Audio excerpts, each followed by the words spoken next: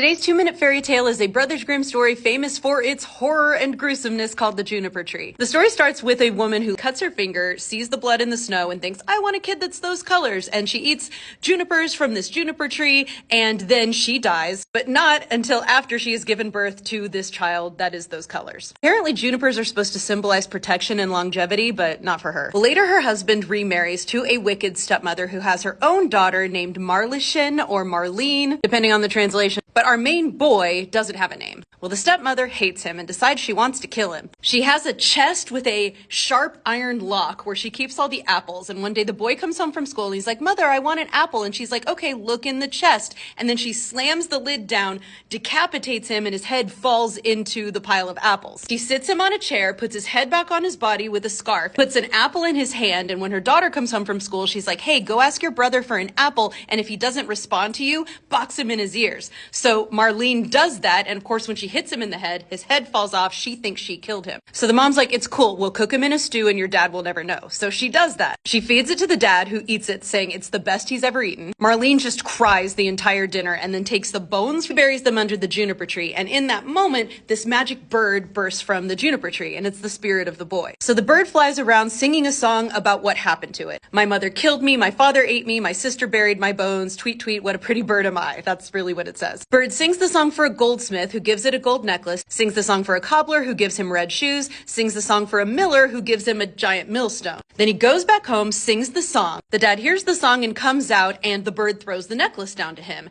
And he's like, oh, yay. And then the girl comes out, and he throws down the red shoes to her, and she's like, oh, yay. Evil stepmom has been nervous because, he's singing about her crime, but she thinks, I want a present. So she goes outside, and he drops the millstone on her, and she dies. There's a puff of smoke and fire, and the bird turns back into the boy, and they live happily ever after. For a deeper dive into the juniper tree, check out number 4 on my fairy tales playlist. Check out my book, Dust Spells, my podcast, Folk Tales and Fairy Lore, link in bio, Andrea Lynn, and go eat some apples today.